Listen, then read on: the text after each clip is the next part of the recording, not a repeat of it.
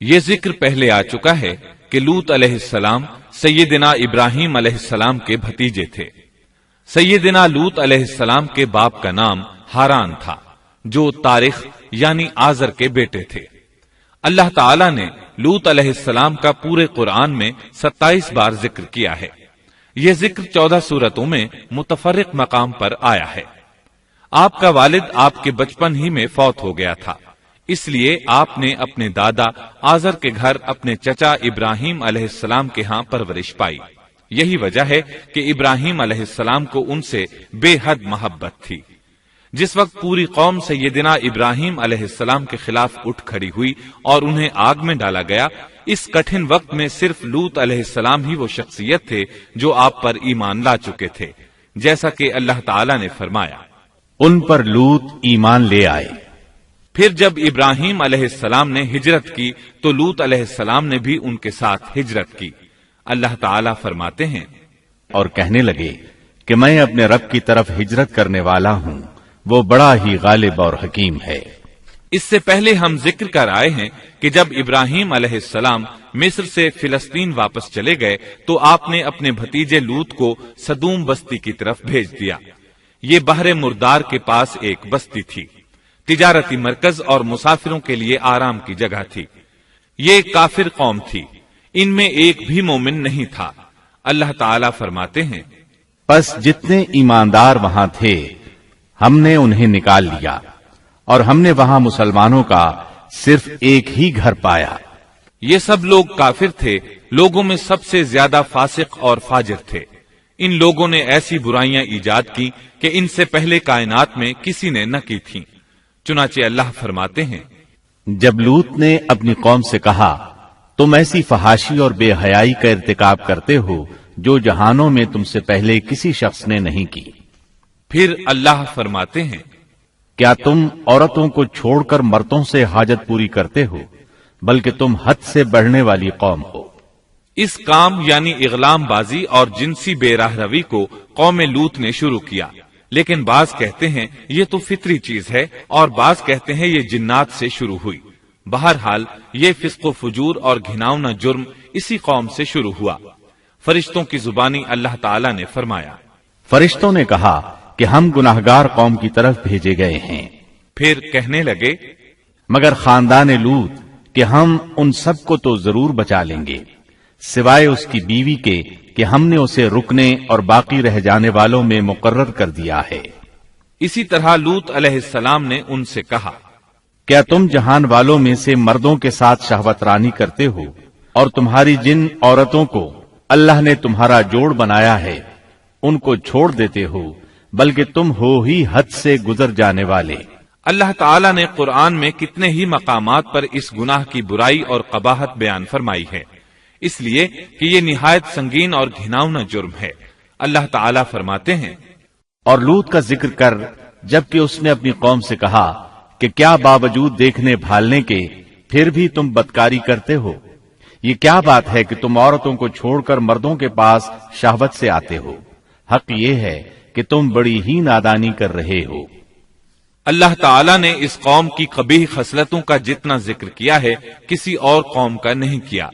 انہیں کافر، مجرم، جاہل اور حد سے بڑھنے والا کہا گیا، کہیں فضول خرچی کرنے والے اور فاسق کہا گیا۔ یہ تمام برائیاں ان میں موجود تھیں۔ اللہ تعالی فرماتے ہیں، اور لوط کو یاد کرو جب انہوں نے اپنی قوم سے کہا، تم ایسی فحاشی کرتے ہو کہ تم سے پہلے کسی جہاں والے نے نہیں کی۔ کیا تم مردوں کے پاس بدفعلی کے لیے آتے ہو اور راستوں میں ڈاکے ڈالتے ہو اور مجالس میں نہایت برے کام کرتے ہو؟ یہ لوگ اس قدر خبیث تھے کہ بھری مجلس میں برے برے کام کرتے تھے۔ مثلا سب کی موجودگی میں زوردار آواز کے ساتھ ہوا خارج کرتے، پھر اپنی اس حرکت پر ہنستے۔ غرض یہ کہ برائی کی تمام تر صفات ان میں موجود تھیں۔ لوط علیہ السلام پھر بھی انہیں سمجھاتے رہے، لیکن وہ جھٹلاتے ہی رہے۔ اللہ تعالی فرماتے ہیں، قوم لوط نے پیغمبروں کو جھٹلایا، جبکہ ان کے بھائی لوط نے ان سے کہا کہ تم اللہ کا خوف نہیں رکھتے۔ میں بلا شبہ تمہاری طرف امانت والا پیغمبر ہوں، البتہ اللہ سے ڈرو اور میری اطاعت کرو، اور اس کام پر میں تم سے کوئی اجرت اور مزدوری نہیں چاہتا۔ मेरा अज्र तो सिर्फ और सिर्फ जहानों को पालने वाले के जिम्मे है। अंबिया का मिशन ही ये होता है कि तबलीग करते रहें। लिहाजा लूत अलैहिस्सलाम दावत देते रहे, लेकिन दावत के नतीजे में कौम का रद्द अमल क्या था, अल्लाह ने इसका भी जिक्र किया है। फरमाया, बस उसकी कौम का जवाब यही होता कि अल्लाह का अजाब ले आ अगर तू सच्चा है। इस्लाम दुश्मन और काफिर कौमों का जवाब यही होता है। कौम आद और कौम समूद ने भी यही जवाब दिया था। दूसरी आयत में है, लूत ने उन्हें हमारी पकड़ से डराया, यानी उन्होंने कहा, ए कौम, अल्लाह की पकड़ से और अजाब से बच जाओ, मोहतात हो जाओ। उसकी लाठी बेआवाज है, लेकिन वो डराने वालों से भी झगड़ते ही रहे। एक और आयत में अल्लाह फरमाते हैं, और उनकी कौम से कोई जवाब न बन पड़ा बजुज इसके कि आपस में कहने लगे कि इन लोगों को अपनी बस्ती से निकाल दो, ये पाकबाज बनने की कोशिश करते हैं। चूंकि ये सब के सब लोग फहाशी, उरियानी, बेहयाई, बेगैरती, फिस्क, फुजूर और बदकारी में मसरूफ थे, इनके नजदीक पाकीज़गी इख्तियार करना बेमाना काम बन चुका था। लूत अलैहिस्सलाम और उनकी बेटियों के अलावा कोई शख्स पाक न था। सब के सब गिलाजत में डूबे हुए थे। चुनाचे उन्होंने लूत अलैहिस्सलाम को अपनी बस्ती से निकाल बाहर करने का फैसला किया। कहने लगे, ए लूत, अगर तू अपने इस वाजो नसीहत से बाज ना आया तो जरूर तुझे निकाल दिया जाएगा। इस पर लूत ने फरमाया, मैं भी तुम्हारे इस घिनावने अमल से बेजार हो चुका हूं। चुनाचे लूत अलैहिस्सलाम उस मौके पर वहां से निकल आए और अपने रब से यूं दुआगो हुए, ऐ मेरे परवरदिगार, मुझे और मेरे अहल को इनके अमल से बचा ले और नजात अता फरमा। कितनी ही आयात में है कि इन लोगों ने लूत अलैहिस्सलाम को बस्ती से निकालने का अज़्म कर रखा था, और लूत अलैहिस्सलाम इस पूरी बस्ती में बेयारो मददगार थे। वहां उनका कोई खानदान तो था नहीं, लिहाजा घर में ही बैठे रहे, दुआ करते रहे, ऐ परवरदिगार, इस फसादी कौम के खिलाफ मेरी मदद फरमा। इस दुआ से इस कौम की एक और खसलत मालूम हुई, और वो ये कि वो फसादी भी थे। सो अल्लाह ने दुआ कबूल फरमाई, फरिश्ते भेजे, जिब्राइल, मीकाइल और मलकुल मौत, और बाज रिवायात के मुताबिक इसराफील को भी इनके साथ भेजा गया। वो सबसे पहले इब्राहिम अलैहिस्सलाम के पास आए ताकि उन्हें इसहाक अलैहिस्सलाम की बिशारत दें। आखिरकार यहां से फरिश्तों ने सदूम का रुख किया। ये फरिश्ते वहां नौजवान लड़कों की सूरत में पहुंचे, उनकी टोलियों के पास से गुजरे ताकि उन्हें आजमा लिया जाए, उन पर हुज्जत कायम हो जाए। मतलब ये कि अल्लाह ताला ने फरिश्तों से कहा था कि उन लोगों को उस वक्त तक हलाक न करना जब तक कि उनके नबी को उन पर इल्जाम लगाते न देख लो। चुनाचे ये फरिश्ते नौजवान और खूबरू लड़कों की सूरत में बस्ती के किनारे पहुंच गए। लूत अलैहिस्सलाम की एक बेटी बस्ती से बाहर किनारे पर रहती थी। जब उसने उन्हें देखा तो डर गई। उसने सोचा, हमारी कौम के लोगों ने अगर इन्हें देख लिया तो जरूर इनसे बुराई करके रहेंगे। इसलिए वो अपने वालिद लूत अलैहिस्सलाम की तरफ दौड़ी। उनके पास पहुंचकर कहने लगी, मैंने चंद नौजवान लड़कों को देखा है और मैं उनके बारे में खौफजदा हूं। लूत अलैहिस्सलाम जल्दी से उनकी तरफ आए, उनसे पूछा, आप कैसे आए हैं? उन्होंने बताया, हम आपके मेहमान हैं। लूत अलैहिस्सलाम चाहते थे उन्हें बाहर ही से दूसरी तरफ रवाना कर दें, लेकिन जब उन्होंने कहा कि हम मेहमान हैं तो वो उन्हें जाने के लिए न कह सके। चुनाचे उनसे बोले, अल्लाह की कसम, जमीन की पुष्ट पर इससे खबीस और गंदी कौम हमने नहीं देखी और न ही किसी के बारे में ऐसा मालूम हुआ। आपने दोबारा, सहबारा और फिर चौथी बार भी उनसे यही बात कही ताकि उन नौजवानों को हालात का इल्म हो जाए, वो भांप लें। लेकिन वो तो फरिश्ते थे और लूत अलैहिस्सलाम की कौम के खिलाफ गवाही तलाश कर रहे थे। आखिर लूत अलैहिस्सलाम उन्हें अपने घर ले आए, उन्हें बिठाया। लूत अलैहिस्सलाम की बीवी काफिर थी और कौम के साथ थी। वो बाहर गई और उसने लोगों को बताया कि उसने लूत अलैहिस्सलाम के घर में ऐसे खूबसूरत चेहरों वाले नौजवान देखे हैं कि जमीन पर आज तक उन जैसे कहीं नजर नहीं आए। ये सुनते ही वो सब लूत अलैहिस्सलाम के घर की तरफ लपके। कुरान करीम में आता है, लोग जल्दी से उसकी तरफ लपके और वो इससे पहले फहाशी के आदी बन चुके थे। एक जगह अल्फाज हैं, शहर के लोग खुश होते हुए आए।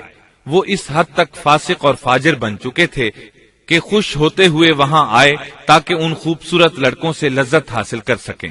یہ گھر کے سامنے پہنچ گئے تو لوط علیہ السلام انہیں روکنے کے لیے گھر سے نکلے۔ ان سے فرمایا، اے میری قوم، تمہاری خواہش کے لیے میری بیٹیاں موجود ہیں، یعنی قوم کی عورتیں موجود ہیں۔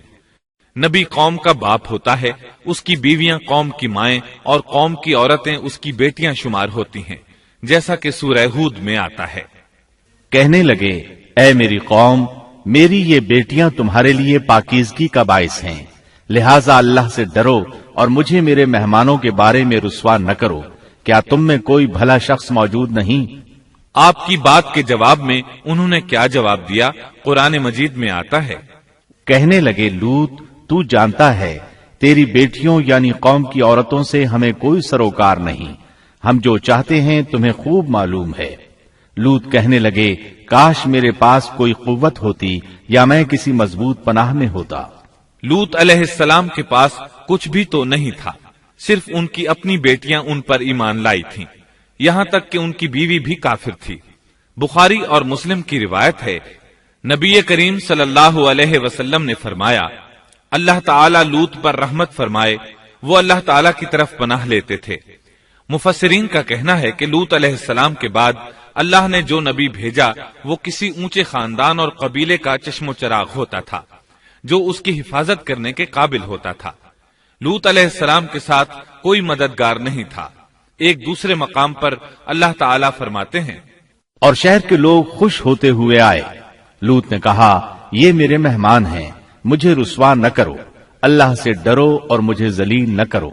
انہوں نے کہا، کیا ہم نے تجھے جہان والوں کے بارے میں منع نہیں کیا؟ یعنی انہوں نے آپ کو تبلیغ وغیرہ سے بھی روک دیا تھا۔ لوط نے کہا، اگر خواہش پوری کرنا چاہتے ہو تو میری بیٹیاں یعنی قوم کی عورتیں موجود ہیں، ان سے کر لو۔ اے پیغمبر، تیری عمر کی قسم، وہ لوگ اپنی مدہوشی میں مست تھے۔ اللہ تعالیٰ نے کسی انسان کی عمر کی قسم نہیں کھائی سوائے نبی کریم صلی اللہ علیہ وسلم کے، اور یہ اعزاز آپ کے شرف، عزت اور تکریم پر دلیل ہے۔ اب ان لوگوں نے گھر میں داخل ہونے کی تیاری کر لی۔ ادھر لوط علیہ السلام نے اپنے تینوں مہمانوں کی طرف دیکھا۔ آپ ان کے لیے فکر مند تھے، لیکن وہ یہ دیکھ کر حیران ہوئے بغیر نہ رہے کہ وہ تینوں بالکل بے فکر بیٹھے تھے۔ اس وقت کی کیفیت اللہ تعالیٰ نے قرآن مجید میں یوں بیان فرمائی ہے، لوط کہنے لگے، تم لوگ تو کچھ انجان سے معلوم ہو رہے ہو۔ اس پر وہ کہنے لگے، ہم تو تیرے پاس وہ فیصلہ لائے ہیں جس میں اس قوم کو شک تھا، اور ہم تیرے پاس حق لے کر آ چکے ہیں، اور بے شک ہم سچے ہیں۔ سورۃ العنکبوت میں اللہ تعالیٰ فرماتے ہیں، فرشتوں نے کہا، اے لوط، نہ ڈر اور غم نہ کھا، یقیناً ہم تجھے اور تیرے اہل کو سوائے تیری بیوی کے نجات دیں گے، وہ پیچھے رہ جانے والوں میں سے ہوگی۔ ہم اس بستی والوں پر ان کے گناہوں کے سبب آسمان سے عذاب نازل کرنے والے ہیں۔ انہوں نے یہ بھی کہا، کہنے لگے، اے لوط، ہم اللہ کے بھیجے ہوئے فرشتے ہیں، یہ لوگ تجھ تک نہ پہنچ پائیں گے، یعنی تجھے تکلیف نہیں پہنچا سکیں گے۔ پھر ان میں سے ایک شخص نے اندر داخل ہونے کی کوشش کی۔ جبریل اٹھے، انہیں ایک ایسی ضرب لگائی کہ تمام کے تمام اوندھے ہو گئے۔ اس بارے میں اللہ کا فرمان ہے، انہوں نے لوط کو اس کے مہمانوں کے بارے میں پھسلانے کی کوشش کی تو ہم نے ان کی آنکھیں مٹا ڈالی۔ اللہ تعالیٰ سورۃ القمر میں فرماتے ہیں، فذوقوا عذابی ونذر، پس میرا عذاب اور ڈرانا چکھو۔ وہ دھمکیاں دینے لگے اور واپس جاتے ہوئے کہنے لگے، ہم تجھ سے کل نبٹ لیں گے۔ انہوں نے سزا محسوس بھی کر لی، لیکن پھر بھی توبہ نہ کی۔ اس وقت فرشتوں نے کہا، یقیناً ان کے وعدے کا وقت صبح کا ہے، اور کیا صبح بالکل قریب نہیں؟ صبح تک انہیں مہلت مل گئی۔ فرشتوں نے کہا، اے لوط، اپنے اہل کو رات کے حصے میں لے کر نکل جا، اور ان کے پیچھے پیچھے تو چل، اور تم میں سے کوئی پیچھے مڑ کر نہ دیکھے، اور جہاں تمہیں حکم ہو چلے جاؤ۔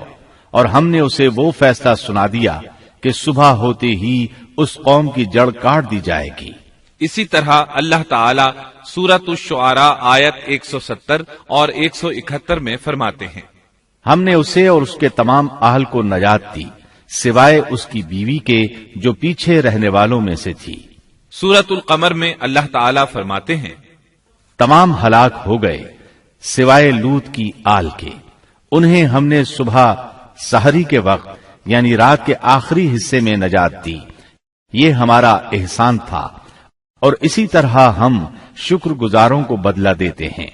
چنانچہ لوط علیہ السلام نکل کھڑے ہوئے، ان کے ساتھ ان کی صرف 2 بیٹیاں تھیں، وہ بستی سے نکل گئے، پھر صبح ہوئی، روشنی پھیلنے لگی تو عذاب آ گیا، اور صبح سویرے ہی انہیں ٹھہرنے والے عذاب نے آ لیا، پس تم میرے عذاب اور ڈرانے کا مزہ چکھو۔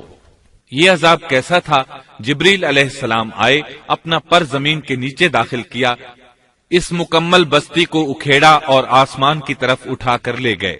کہا جاتا ہے کہ فرشتوں نے اس بستی کے مرغوں کی اذان اور کتوں کے بھونکنے کی آوازیں سنی اور لوگوں نے فرشتوں کی تسبیح سن لی۔ جبریل علیہ السلام نے ایک چیخ ماری، سب بجھی ہوئی آگ کی طرح ہو گئے، پھر مکمل بستی کو پکڑ کر الٹا دیا، ہر ایک کے لیے آسمان میں پتھر تیار تھا، بہرحال اس کو زمین پر دے مارا۔ اللہ تعالیٰ سورہ ہود میں فرماتے ہیں، پس جب ہمارا حکم آیا تو ہم نے اس کا اوپر والا حصہ نیچے کیا اور ان پر کنکریلے پتھر برسائے جو تہ بتہ تھے، تیرے رب کی طرف سے نشاندار تھے اور وہ ان ظالموں سے کچھ دور نہیں تھے۔ سورۃ الحجر میں اللہ فرماتے ہیں، روشنی ہوتے ہی انہیں بڑے زور کی چیخ نے پکڑ لیا، پھر ہم نے اس کا بلند حصہ نیچے کیا اور ان پر کنکر والے پتھر برسائے۔ سورۃ الشعراء میں اللہ فرماتے ہیں، اور ہم نے ان پر ایک خاص قسم کا می برسایا، پس بہت ہی برا می تھا جو ڈرائے گئے ہوئے لوگوں پر برسا۔ یہ ماجرا بھی سراسر عبرت ہے، ان میں سے بھی اکثر مسلمان نہ تھے۔ بے شک تیرا پروردگار وہی ہے غلبے والا، مہربانی والا۔ سورۃ النجم میں اللہ فرماتے ہیں، اور اس نے الٹائی ہوئی بستیاں گرا دی، پھر ان کو اس چیز سے ڈھانپا جس سے بھی ڈھانپا، مطلب یہ کہ ان پر پتھروں کی بارش برسائی، پس تم اپنے رب کی کون کون سی نعمتوں میں جھگڑو گے۔ یہ شخص بھی پہلے ڈرانے والوں کی طرح ایک ڈرانے والا ہے۔ اس طرح یہ بستی سدوم باہر مردار کے علاقے میں تہس نہس ہو گئی اور اس کے آثار و نشانات قیامت تک کے لیے چھوڑ دیے گئے ہیں۔ ان نشانات کو اسی لیے باقی چھوڑا گیا ہے کہ سارا جہان ان کو دیکھ کر عبرت پکڑے، فحاشیوں سے باز آ جائے، خاص طور پر سب سے بڑی فحاشی جو قوم لوط کا عمل تھا اس سے باز آ جائیں۔ سیدنا لوط علیہ السلام کے اس قصے میں قرآن حکیم اور احادیث نبوی سے یہ بات ثابت ہوتی ہے کہ سیدنا لوط علیہ السلام جس قوم کی طرف مبعوث کیے گئے تھے وہ قوم اخلاق کے اعتبار سے بالکل ختم ہو چکی تھی اور اب اس کی اصلاح ناممکن ہو چکی تھی۔ اس قوم نے اپنے جرم کو جرم بھی نہیں سمجھا تھا، عام مقامات پر اعلانیہ بے حیائی کرنا ان کا مشغلہ تھا۔ یہ ایسا عمل تھا جس کی ماضی میں کوئی نظیر نہیں ملتی۔ مردوں کا مردوں سے اختلاط اور عورتوں کا عورتوں سے، یہ ایسا فعل تھا جو جنگل کے وحشی جانور بھی نہیں کرتے۔ یہی وجہ تھی کہ یہ قوم اپنے میں سے کچھ نیک لوگوں کو بھی برداشت نہیں کرتی تھی، وہ انہیں نیکی اور شرافت کی دعوت دیتے تھے، اسی لیے وہ ان کے سخت مخالف ہو گئے تھے۔ قرآن کریم نے اس قوم کے 3 بڑے جرائم کا ذکر کیا ہے، یہ کہ تم مردوں سے بدفعلی کرتے ہو، مسافروں کو لوٹ لیتے ہو، عام مجلسوں میں اعلانیہ فحاشی کرتے ہو۔ ان 3 گناہوں میں سے سب سے پہلا گناہ بدترین گناہ تھا۔ یہ گناہ اس قوم سے پہلے کسی نے نہیں کیا تھا، گویا وہ اس گناہ کو ایجاد کرنے والے تھے، اور یہ گناہ زنا سے بھی زیادہ شدید ہے۔ قرآن کریم اور احادیث کی روح سے اغلام بازی ایک بدترین گناہ ہے۔ احادیث میں اس گناہ کی مختلف سزائیں آئی ہیں۔ ایک روایت میں ہے کہ فاعل اور مفعول دونوں کو قتل کر دو۔ بستی سدوم عذاب کے نزول سے قبل کن حالات سے دوچار تھی، سورۃ الزاریات آیت 35 اور 36 میں یوں بیان ہوا ہے، پھر ہم نے ان سب لوگوں کو نکال لیا جو اس بستی میں مومن تھے، یعنی لوط علیہ السلام اور ان پر ایمان لانے والے. سو ہم نے اس بستی میں سوائے ایک گھر کے مسلمانوں کا کوئی گھر نہ پایا. اس کا مطلب ہے وہاں صرف سیدنا لوط علیہ السلام اور ان کا گھرانہ مسلمان تھا، باقی سب گھر کافروں کے تھے. اللہ تعالیٰ کسی قوم کی مکمل تباہی کا فیصلہ اس وقت تک نہیں کرتے جب تک کہ اس قوم میں کچھ قابل لحاظ بھلائی موجود ہو، مگر جب قوم کا حال یہ ہو جائے کہ اس میں بھلائی آٹے میں نمک کے برابر بھی باقی نہ رہے، تو ایسی صورت میں اللہ کا قانون یہ ہے کہ نبی اور اس پر ایمان لانے والوں کو اپنی قدرت خاص سے کسی نہ کسی طرح بچا لیا جاتا ہے، اور باقی لوگوں کے ساتھ وہی معاملہ کیا جاتا ہے جو ہوش مند تاجر اپنے ٹوکرے کے گلے سڑے پھلوں کے ساتھ کرتا ہے. اچھے پھل ان میں سے نکال لیتا ہے اور سڑے ہوئے باہر پھینک دیتا ہے. عذاب کے بعد اللہ تعالیٰ نے اس شہر کے کھنڈرات کے بارے میں سورۃ الزاریات آیت 37 میں یوں فرمایا ہے: اس عذاب کے بعد ہم نے وہاں بس ایک نشانی ان لوگوں کے لیے چھوڑ دی جو دردناک عذاب سے ڈرتے تھے. اس نشانی سے مراد بحیرہ مردار ہے.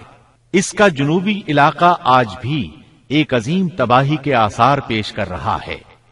ماہرین آثار قدیمہ کا خیال ہے کہ قوم لوط کے 5 بڑے شہر شدید زلزلے سے زمین میں دھنس گئے تھے اور ان کے اوپر بحیرہ مردار کا پانی پھیل گیا تھا. اس خیال کی وجہ یہ بتائی جاتی ہے کہ بحیرہ مردار کا وہ حصہ جو اللسان نامی جزیرے کے جنوب میں واقع ہے وہ صاف طور پر بعد میں پیدا ہوا ہے، اور قدیم بحیرہ مردار کے جو آثار اس جزیرے کے شمال میں نظر آتے ہیں وہ جنوب میں پائے جانے والے آثار سے بالکل مختلف ہیں. ماہرین آثار قدیمہ نے اس سے یہ بات اخذ کی ہے کہ جنوب کا حصہ پہلے اس بحیرہ کی سطح سے بلند تھا، بعد میں زلزلے سے دھنس کر زمین کے نیچے چلا گیا. اس دھنسنے کا زمانہ بھی 2000 برس قبل مسیح کے قریب معلوم ہوتا ہے، اور یہ زمانہ تاریخ کے اعتبار سے سیدنا ابراہیم علیہ السلام اور سیدنا لوط علیہ السلام کا زمانہ ہے. 1965 عیسوی میں آثار قدیمہ کی ایک امریکی ٹیم کو اللسان جزیرے پر ایک بہت بڑا قبرستان ملا. اس میں 20,000 سے زائد قبریں تھیں. اس سے اندازہ ہوتا ہے کہ قریب ہی کوئی بڑا شہر آباد تھا. اس لیے عین ممکن ہے کہ جس شہر کا یہ قبرستان ہے وہ بحیرہ میں غرق ہو چکا ہو. بحیرہ کے جنوب میں جو علاقہ ہے اس میں اب بھی ہر طرف تباہی کے آثار موجود ہیں، اور زمین میں گندھک، رال، کول تار اور قدرتی گیس کے اتنے بڑے ذخائر پائے گئے ہیں کہ ان کو دیکھ کر یقین ہو جاتا ہے کہ کسی وقت بجلیوں کے گرنے سے یا آتش فشاں کا لاوا نکلنے سے یہاں آگ پھٹ پڑی تھی. اللہ تعالیٰ سورہ ہود کی آیت 83 میں ارشاد فرماتے ہیں: پتھراؤ کا یہ عذاب آج بھی ظالموں سے دور نہیں. مطلب یہ کہ جو قوم اس قوم کی طرح ظلم اور بے حیائی پر جم جائے وہ اپنے آپ کو اس جیسے عذاب سے دور نہ خیال کرے.